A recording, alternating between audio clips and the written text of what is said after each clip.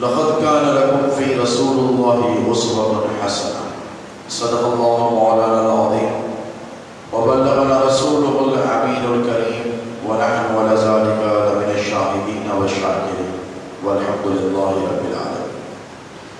معزز و مکرم مصلیان مسجد حاضہ،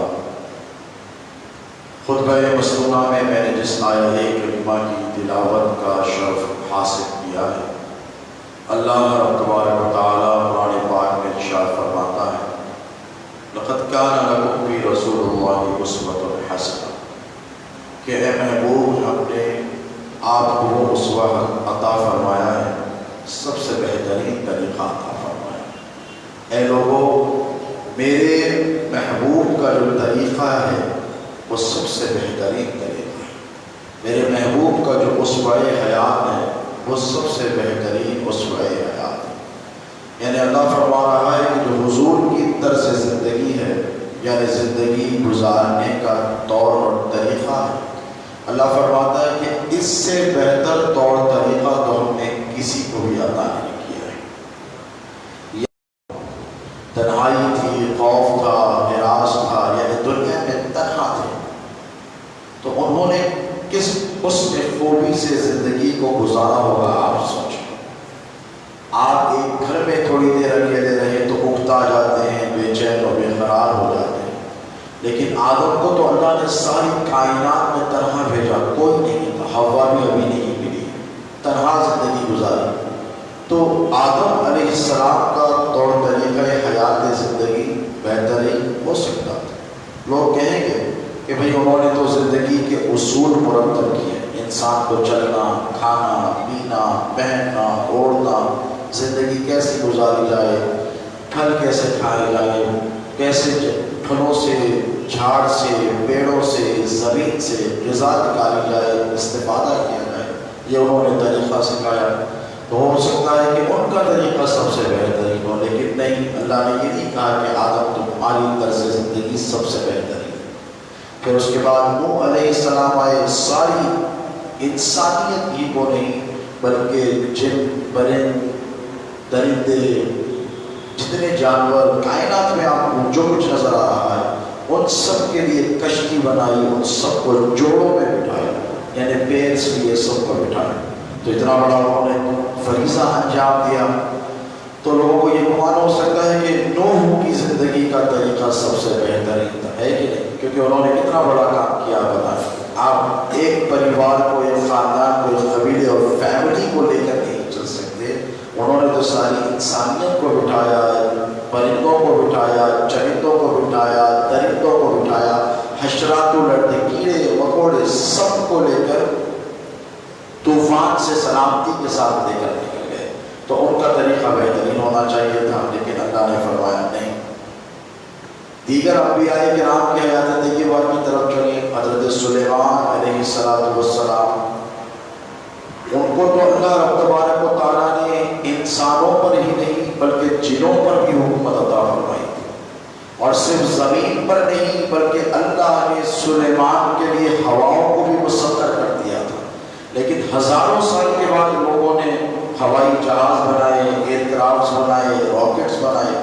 ہزاروں کروڑوں سال پہلے حضرت سلیمان علیہ السلام کے پاس قرآن کہتا ہے کہ ایک ایسا بیڑا تھا کہ جس میں ساری امت کو، قوم کو، ملت کو بٹھاتے اور ہواؤں میں اڑ جاتے۔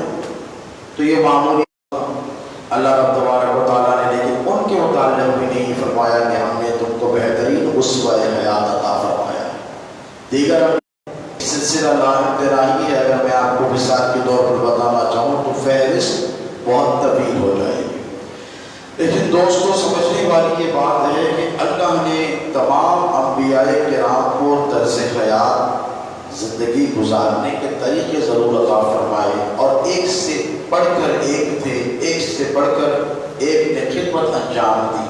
ان کے طریقہ حیات، ان کی لائف سٹائل، ان کی زندگی کے گزارنے کے طریقوں کو دیکھیں تو بہت زبردست نظر آتے ہیں، لیکن اللہ نے آدم سے عیسیٰ تک 1,24,000 کو بھیجا، لیکن یہ نہیں فرمایا کہ آدم سب سے بہترین اسوہ تمہارا تھا، نوح سب سے بہترین اسوہ تمہارا تھا، اے موسیٰ جو زمین پر عصا رکھ دیں تو نہریں نکل کر آ جائیں، ڈنڈا پھینک دیں تو ازدہوں کو نکل جائے، ید بیضا جن کو عطا کیا، اللہ سے جو ہم کلامی کرتے ہیں ان کے بارے میں بھی نہیں فرمایا کہ تم کو بہترین اسوہ عطا فرمایا۔ اور یہاں تک تو عیسیٰ علیہ السلام بھی ہمارے نبی سے پہلے جب تشریف لائے کئی سو برس پہلے، تو ان کو تو اللہ نے یہ طریقہ عطا فرمایا تھا کہ مادرزاد اندھوں کو، قرآن کہتا ہے مادرزاد اندھوں کو، جو پیدائشی اندھے ہوتے ہیں ان کو بینائی یعنی آنکھ عطا فرماتے تھے۔ کوڑی کے مرض کا جو مریض ہوتا جس سے کوئی معاشرے میں عزت نہیں دیتا، گھر والے جسے گھر سے نکال دیتے، اس کے جسم پر عیسیٰ ہاتھ پھیر دیتے تو اس کا جسم شفا یاب ہو جاتا، خوبصورت ہو جاتا، توانا ہو جاتا۔ اور یہاں تک کہ قرآن یہ بھی کہتا ہے کہ عیسیٰ مردوں کو قم بِإِذْنِ اللہ کہتے کہ اللہ کے حکم سے زندہ ہو جاتے، مردے قبروں سے اٹھ کر نکل جاتے۔ لیکن اللہ نے عیسیٰ کے حوالے سے بھی نہیں فرمایا کہ عیسیٰ ہم نے تم کو بہترین اسوہ عطا فرمایا۔ لیکن جب بات اپنے محبوب کی آئی، آقا و مولا علیہ السلام کی آئی، نبی آخر الزمان کی آئی، ہمارے اولاد کے آقا و مولا علیہ السلام کی آئی، تو اللہ تبارک و تعالی نے قرآن مجید میں ارشاد فرمایا لقد کان لکم فی رسول اللہ اسوۃ حسنہ، کہ بے شک میرے محبوب کو میں نے سب سے بہترین اسوہ عطا فرمایا۔ یعنی آدم سے عیسیٰ تک سب کے سب عظمت والے ہیں، لیکن میرے نبی کا جو چلنا پھرنا ہے ایسا چلنا پھرنا کسی کا نہیں۔ میرے نبی کا جو تکلم کرنا، گفتگو فرمانا ہے ایسا کسی کا گفتگو فرمانا نہیں ہے۔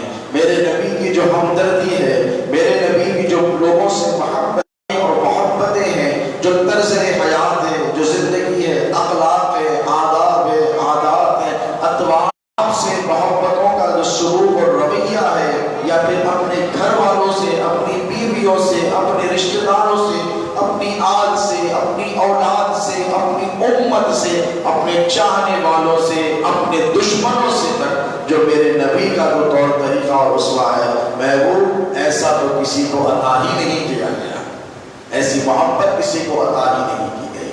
زندگی کے ہر ایک شعبے میں اگر آپ دیکھیں تو اللہ نے ہمارے اور آپ کے نبی کو کامل اور اکمل بنایا ہے۔ کامل اور اکمل یعنی کسی بھی جہت سے، کسی بھی زاویے سے، کسی بھی اینگل سے آپ اللہ کے رسول علیہ السلام کی حیات طیبہ کو دیکھیں تو کوئی یہ نہیں کہہ سکتا کہ ایسا ہوتا تو اچھا ہوتا۔ دنیا میں دعوے کے ساتھ، چیلنج کے ساتھ کہتا ہوں کہ حضور کی 63 سالہ حیات طیبہ میں 63 ایئرس آف ایج میں کوئی دنیا کا تربتان یہ ٹہر کر نہیں کہہ سکتا، بڑا سے بڑا فلسفی، دانا سے دانا شخص یہ نہیں کہہ سکتا کہ نبی کی زندگی میں ایسا ہوتا تو اچھا ہوتا۔ اسی لیے کہ اللہ نے اپنے حبیب پاک علیہ السلام کی ذات اقدس میں تمام تر خوبیوں اور صلاحیتوں کو جمع فرما دیا تھا۔ وہاں پر نقص کا گمان ہی نہیں تھا، وہاں پر کمی کا گمان ہی نہیں تھا۔ جب گمان ہی نہیں تو گفتگو محال ہوتی ہے دوستو۔ زندگی کی ہر جہت دیکھیں، اللہ کے رسول علیہ السلام کی حیات طیبہ 2 حصوں میں منقسم ہے، divided into 2 main parts۔ ایک ہے مکی زندگی اور ایک ہے مدنی زندگی۔ اور مکی زندگی 53 سال پر محیط ہے، 53۔ مدنی زندگی صرف 10 سال پر محیط ہے، جو ہجرت کر کر آئے۔ اور اعلان نبوت کی بات کی حیات طیبہ صرف 23 برس۔ آپ توجہ کریں، 40 برس اعلان نبوت سے پہلے گزرے، صرف 23 برس۔ یعنی آپ اگر غور و فکر کریں تو 40 سال تک میرے نبی نے کسی کو بھی کائنات ہست و بود میں کسی کو دعوت اسلام نہیں دی۔ اللہ نے حکم ہی نہیں دیا، اللہ نے بھی تبلیغ کا حکم نہیں دیا، اعلان نبوت کا بھی حکم نہیں ہوا ہے کہ محبوب خاموش رہنا ہے، ابھی کسی کو بولنا بتانا نہیں ہے کہ تم نبی آخر الزمان۔ آپ سمجھ رہے ہیں، لوگ کہیں گے تمہاری عادتوں کو دیکھ کر، تمہارے طور طریقے کو دیکھ کر، تمہاری گفتگو کرنے کے انداز کو دیکھ کر، محبوب آپ کے چلنے پھرنے کو دیکھ کر، آپ پر آپ کے رب کے فضل و کرم کرم کو دیکھ کر اہل علم کہیں گے کہ آپ نبی ہیں، لیکن آپ کو یہ کہنا نہیں ہے کہ آپ نبی ہیں۔ آپ کی توجہ ہے، آپ سمجھ رہے ہیں میں آپ کو کس طرف لے جانا چاہتا ہوں۔ تو 40 سال کا عرصہ بڑا ہے کہ 23 سال کا عرصہ بڑا ہے؟ کام اگر ہونا چاہیے تو 63 برس میں جتنا کام ہو سکتا تھا 23 برس کے بالمقابل اتنا کام نہیں، لیکن اللہ نے فرمایا کہ میں وہ پہلے آپ دنیا میں جائیں، کفار کے بیچ میں جائیں، مشرکوں کے بیچ میں جائیں۔ آپ جب جائیں تو آپ اپنی حیات طیبہ کو ایسے خوبصورت سانچے میں ڈھالیں، ایسے خوبصورت سانچے میں ڈھالیں کہ جب لوگ آپ کو دیکھیں تو کھچے کھچے آپ کی طرف چلے آئیں۔ چنانچہ دوستو آقا علیہ السلام کی ولادت طیبہ سے 40 سال کے عرصے کے بعد حضور نے نبوت کا اعلان فرمایا، لیکن یہ جو 40 سال کی زندگی ہے یہ 23 سال کی زندگی سے ٹائم پیریڈ زیادہ ہے کہ نہیں بتائیے؟ زیادہ ہے نا؟ یہ 40 سال لے لیں اور یہ 23 سال لے لیں اعلان نبوت کے بعد، یہ 23 سال کی زندگی کے سارے شب و روز دیکھ لیں، صبح دیکھ لیں، دوپہر دیکھ لیں، شامیں دیکھ لیں، راتیں دیکھ لیں، محفلیں دیکھ لیں، نبی کی تنہائیاں دیکھ لیں، حضور کی اچھے خوشی کی حالات اور ماحول دیکھیں، سختیوں اور علم پریشانیوں کے حالات دیکھ لیں، پھر ادھر رکھیں 40 سال کی زندگی میں آئیں، پھر یہ سارے حالات جو آپ نے 23 سال میں موازنہ کیا، ان دونوں کا انالائسس کر لیں۔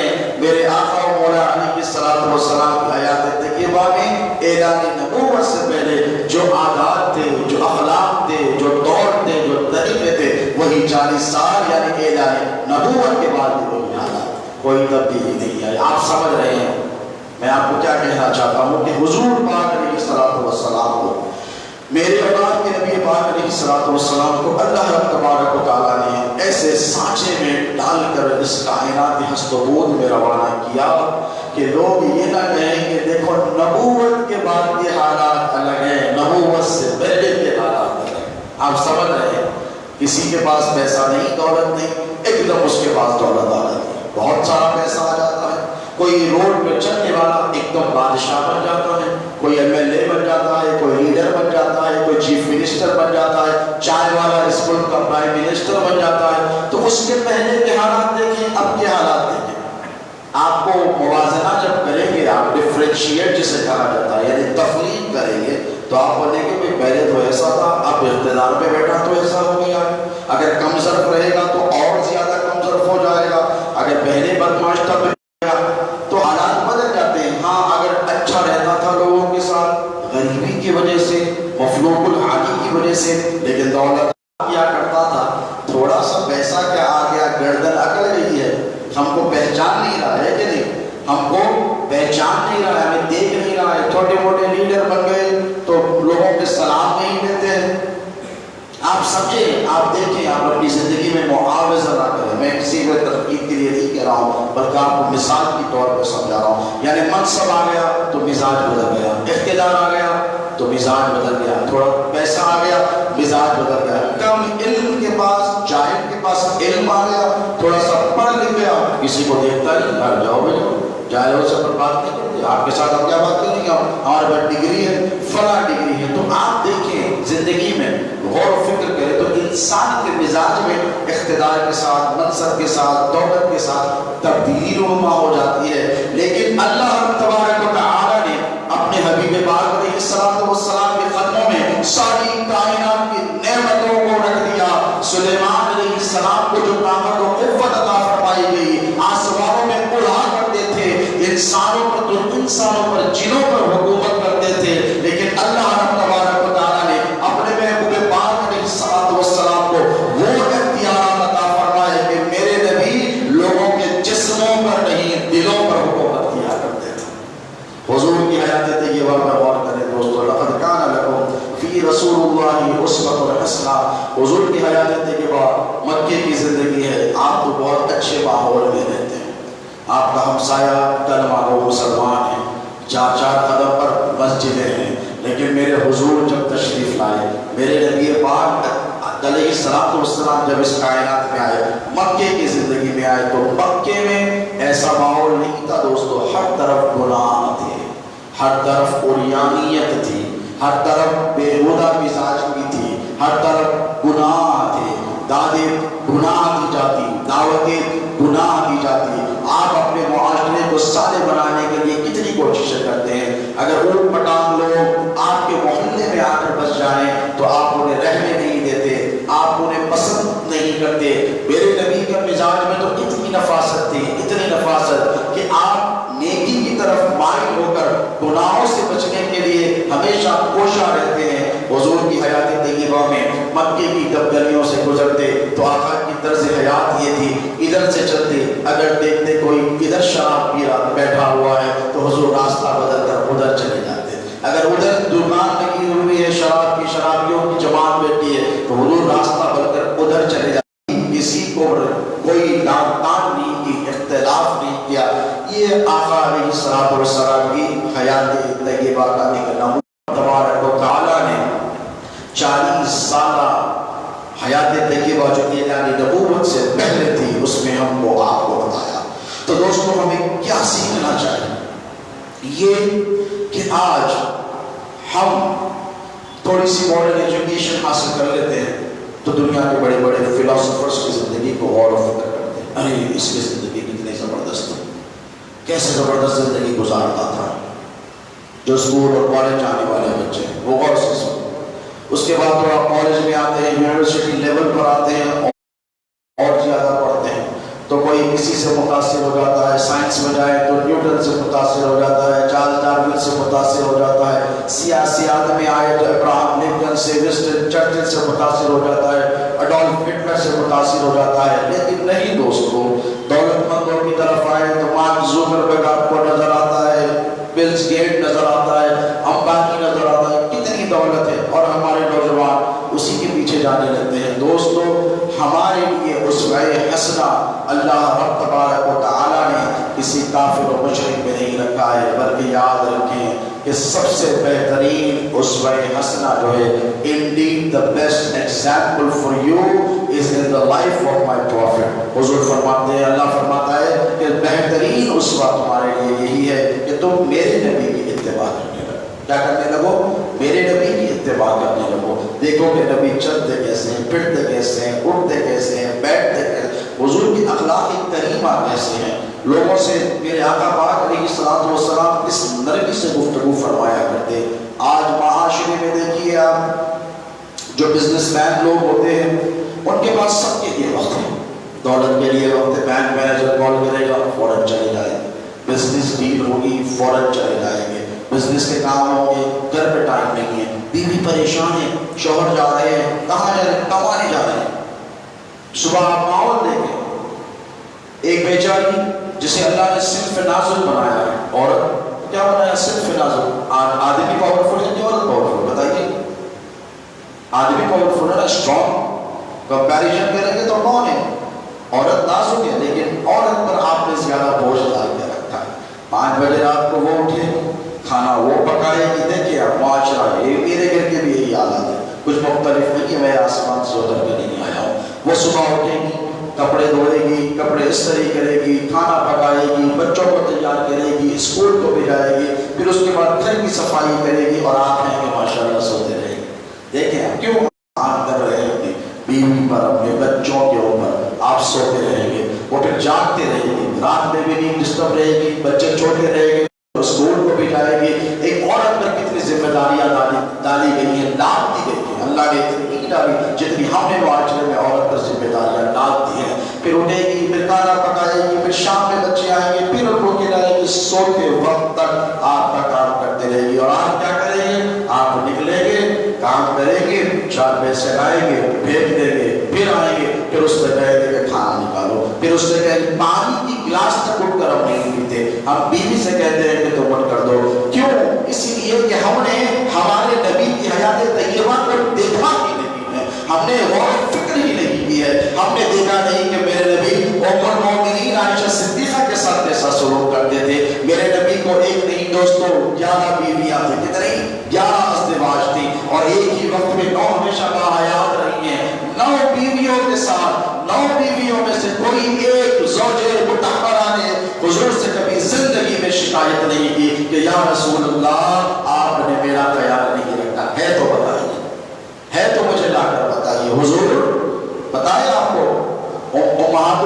سے دروازے پہ دستک دے کر پوچھتے تھے بتاؤ کیا حاجت ہے، سودا لاؤں میں جا کر لے کر آؤں۔ صحابہ کی کمی تھی، گردن کٹانے والے صحابہ تھے، حضور کے ہلکے سے اشارے پر صحابہ اپنی گردنیں کٹا لیتے تو کیا سودا لا کر نہیں دیتے؟ لیکن میرے نبی جب باہر سودا لانے نکلتے، خود و نوش کا انتظام کرنے نکلتے، بازار کو جاتے تو صحابہ بے چین ہوتے، کہتے یا رسول اللہ ہم کریں گے، تو حضور فرماتے نہیں، میری بیوی بچوں کا کام ہے، میں خود کروں گا، کسی اور سے نہیں لوں گا۔ کبھی حضور پاک علیہ الصلوۃ والسلام نے اس بات کو متحرہ صحیح نہیں کہا کہ جاؤ مجھے پانی لا کر دو، حضور خود اٹھ کر جاتے، اور حضور اکثر فرمایا کرتے کہ مجھے اپنا کام دوسروں سے لیتے ہوئے حیا آتی ہے۔ کیا آتی ہے؟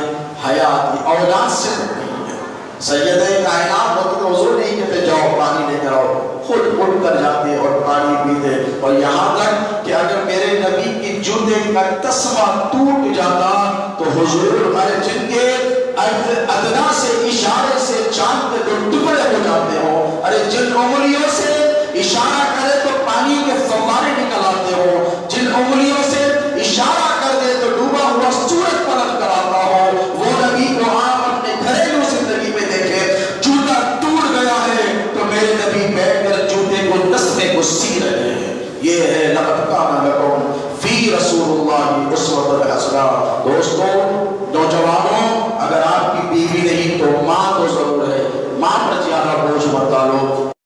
جن کی بیویاں ہیں وہ اپنی بیویوں پر بوجھ لگا لیں، کیوں؟ اس لیے کہ ہمیں کسی اور سے سیکھنا نہیں ہے، کسی اور کا دامن پکڑ کر آپ جنت میں نہیں جانے والے ہیں۔ جنت میں جانے کے لیے آپ کو نبی کا دامن چاہیے۔ کس کا چاہیے؟ نبی کا سہارا چاہیے۔ قبر کی وحشت سے بچنے کے لیے نبی کی محبت چاہیے۔ سکرات کی تکلیف، موت کی تکلیف سے بچنے کے لیے نبی کی محبت چاہیے، اور نبی اسی سے محبت فرماتے ہیں جو اللہ اور اس کے رسول کے احکام پر عمل کرتا ہے۔ تو دوستو، اپنی زندگیوں میں تبدیلیاں لائیں، گھر میں عورتوں پر بوجھ ڈالنا مت کریں، ہاتھ بٹایا کریں، ہاتھ بٹایا کریں۔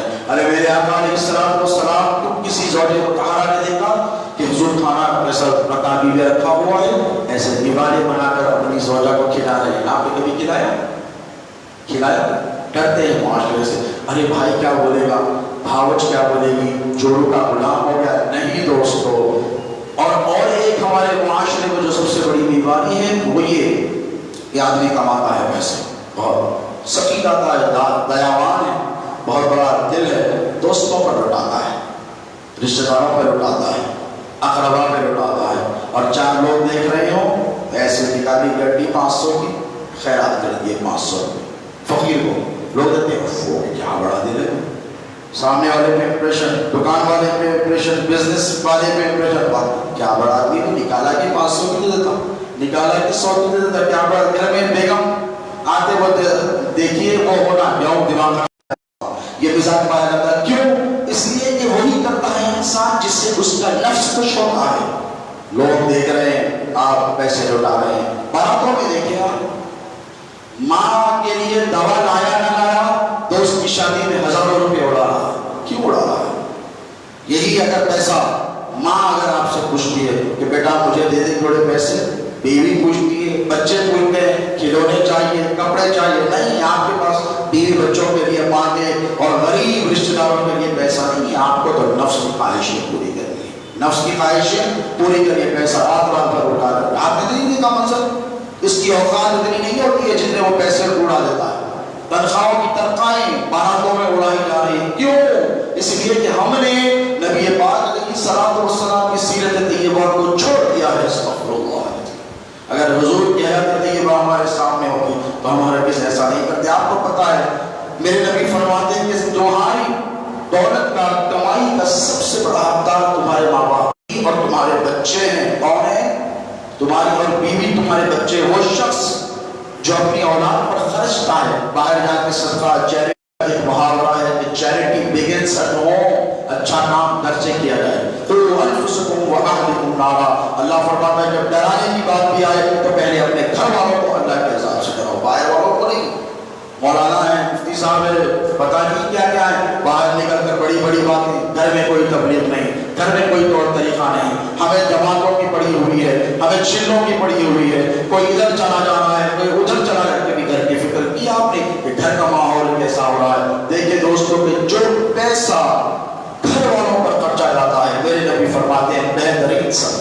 کیا ہے؟ بہترین صدقہ ہے جو شخص اپنی بیوی پر اپنے بچوں پر پیسہ خرچ کرتا ہے، یہ بہترین صدقہ ہے۔ صدقے کا مطلب نہیں خیر کہنا، صدقے کا مطلب ہے کہ نیکی ہے۔ میرے نبی فرمان صدقہ کا مطلب ہے نیکی، کیا ہے؟ نیکی کا مطلب ہے صدقہ۔ حضور فرماتے ہیں کہ جو شخص اپنی بیوی اور اپنے بچوں، اپنے اہل و عیال پر مال خرچ کرتا ہے، یہ سب سے بہترین صدقہ ہے۔ بہترین کام تو ہم چھوڑے ہوئے ہیں اور بدترین کاموں کی طرف ہم بڑھے ہوئے ہیں، تو ہمارے حالات میں تبدیلیاں کیسے رونما ہوں گی؟ تو دوستو توجہ کریں، اپنی زندگی کو بدلنے کی کوشش کریں، جہاں سے جاگے وہیں سے سویرا ہوتا ہے، کبھی دیر نہیں ہوگی دوستو۔ اگر کسی کے معاملات اپنی بہن کے ساتھ، اپنی ماں کے ساتھ، اپنے رشتہ داروں کے ساتھ خراب ہیں تو درست کر لیں، اس لیے کہ کل کے دن آپ سے سوال ہوگا۔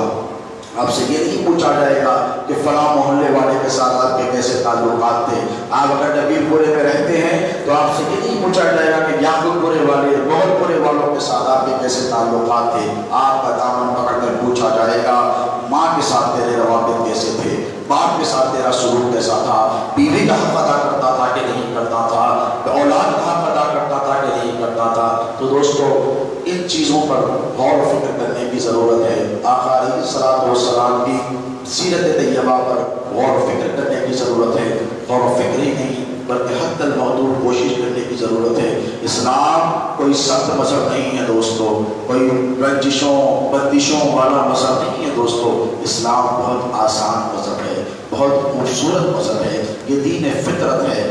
نیکی کی طرف دل کا مائل ہونا، اچھے کاموں کی طرف دل کا مائل ہونا، یہی اسلام ہے۔ اسلام کا ابتدائی دور ہے۔ آقا پاک علیہ الصلوۃ والسلام تشریف فرما ہے، ہجرت کر کر مدینے میں آئے۔ کسی صحابی نے پوچھا کہ یا رسول اللہ ما الاسلام، اسلام کیا ہے؟ کیا پوچھا؟ اسلام کیا ہے؟ تو میرے نبی نے کہا کلمہ توحید پڑھنا، اللہ اس کے رسول، اللہ کی ربوبیت اور اس کے رسول کی رسالت کا اقرار کرنا، نماز پڑھنا، روزہ رکھنا۔ آپ نے سورہ کیا فرمایا؟ کلمہ شہادت، شہادت ہے۔ اس کے بعد کیا فرمایا؟ نماز، روزہ، حج و زکات۔ یہ کیا ہے؟ بولیے کیا فرمایا؟ یہ اسلام ہے۔ پھر حجۃ الوداع، کتنے سال؟ کم و بیش 10 سال گزر گئے، نبی نے پہلا اور آخری حج فرمایا۔ حجۃ الوداع میں حضور خطبہ ارشاد فرما رہے ہیں، ایسے ہی ایک صحابی اٹھے، سیم سوال کیا، تو جواب بھی سیم آنا چاہیے تھا، جواب بھی تو سیم آنا چاہیے تھا۔ ایک صحابی اٹھ کر پھر پوچھے یا رسول اللہ اسلام، اسلام کیا ہے؟ تو میرے نبی پاک علیہ الصلوۃ والسلام نے فرمایا اطعام الطعام بعد السلام، اسلام یہ ہے کہ غریبوں کو کھانا کھلایا جائے اور جب بولے تو میٹھی بولی بولی جائے۔ کیا بولا جائے؟ میٹھا کلام کیا جائے، گفتگو میں نرمی پیدا کی جائے۔ یہ تبدیلی کیوں رونما ہوئی؟ کیونکہ وہ جو پیریڈ تھا وہ انیشیل پیریڈ تھا۔ اسلام میں نئے نئے لوگ داخل ہوئے تھے۔ ایک نرسری کا اسٹوڈنٹ تھا، ایک نرسری کا اسٹوڈنٹ، پرائمری اسکول کا اسٹوڈنٹ جب سوال کرتا ہے بہت گہرا، بہت ہیوی سوال کرتا ہے تو اسے بالکل سمپل آنسر دیا جاتا ہے، کیونکہ اس کو سمجھ نہیں آئی۔ سمجھ رہے ہیں؟ کلم الناس علی قدر عقولہم، حضور فرماتے ہیں لوگوں سے بات کرو تو ان کی مینٹالٹی کے لیول پر آ کر بات کرو۔ تو حضور نے ویسا جواب دیا جیسا سوال تھا، جیسی ان کی سمجھ بوجھ کی صلاحیت تھی۔ لیکن جب مسلمانوں کا ایمان مستحکم ہو گیا تو میرے نبی نے فرمایا اسلام یہی ہے کہ کھانا کھلایا جائے، غریبوں کی امداد کی جائے، غریبوں کی مدد کی جائے، اور جب تم بولو تو میٹھے بول بولو، گفتگو کرو تو گفتگو میں نرمی پیدا کرو۔ یہی اسلام ہے۔ ہم نے صرف نماز، روزہ، حج و زکات کو اسلام سمجھ رکھا ہے، لیکن حجۃ الوداع میں حضور فرما رہے ہیں کہ اسلام یہ ہے کہ تم لوگوں سے سلام کیا کرو، گفتگو کرو تو میٹھی بولا کرو، اور غریب کو، یتیم کو، لاچار کو، پریشان حال کو، مفلوق الحال کو، مسافر کو، جو بھوکا ہو اسے کھانا کھلایا کرو۔ ان چیزوں پر غور و فکر کریں، آقا علیہ الصلوۃ والسلام کی سیرت طیبہ پر عمل کرنے کی کوشش کریں۔ اللہ تبارک و تعالیٰ سے دعا ہے کہ مولا کریمہ کار سازا بندہ نوازا پروردگارا، جو کچھ کہا گیا ہے، سنا گیا ہے، اسے کہنے اور سننے سے زیادہ ہم سب کو اس پر عمل کرنے کی توفیق عطا فرما۔ مولا جتنے حاضرین تیری بارگاہ میں آج حاضر ہوئے، ان سب کو حاضری کو اپنی بارگاہ میں شرف قبولیت عطا فرما۔ مولا مسلمانوں کی جان مال عزت و آبرو کی حفاظت فرما۔ ہمیں جو بیمار ہیں انہیں شفائے کاملہ عطا فرما، جو پریشان حال ہیں ان کی پریشانیوں کو دور فرما مولا جو بے اولاد ہیں انہیں اولاد عطا فرما اور جن کی اولاد ہے ان کی اولاد کو نیکوکار و متقی و پرہیزگار نمازی ہیں انہیں نماز پنجگانہ با جماعت ادا کرنے کی توفیق عطا فرما اور جو نماز پڑھتے ہوں ان کے سجدوں میں شوق و ذوق عطا فرما مولا ہماری نوجوان نسل کی حفاظت فرما انہیں بے راہ روی سے بچا گناہوں کی عادت چھڑا کر انہیں نیکوکار و متقی اور پرہیزگار بنا تیرے حبیب پاک علیہ الصلوۃ والسلام کا اطاعت گزار بنا اور ان کو ان کے ماں باپ کا فرما بردار بنا مولا جن کے والدین زندہ ہیں ان کی عمریں دراز فرما انہیں صحت اور عافیت اور سلامتی والی زندگی عطا فرما مولا جن کے والدین اس دار فانی سے کوچ کر گئے ہیں انتقال کر گئے ہیں مولا ان کی مغفرت فرما ان کی سیئات کو معاف فرما ان کے گناہوں کو معاف فرما ان کی نیکیوں کو قبول فرما